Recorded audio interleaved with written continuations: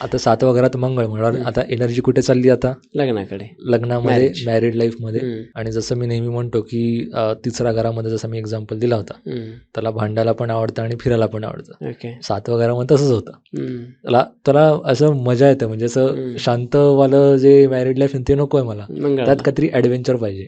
अच्छा. उगाच वाद सुरू बायकोची करायचे, खोड काहीतरी काढायला वगैरे. भांडणं काढायची मजा येते. म्हणजे हां. म्हणजे त्यांना असं भांडणं करायला पण आवडतं हम्म. आणि तर मनवायला पण आवडतं, म्हणून ते चालू राहतं त्यांचं. हे काही लोकांचं तुम्ही हां. पाहिलं त्यांना करमत नाहीत. हां, ते एक आठवडा नाही न भांडलं. हे ना तसं म्हणता येईल. हां. कर्म म्हणजे सारखं काहीतरी काढायचं, हां. भांडणं करायची आणि मनवत राहायचं. हम्म.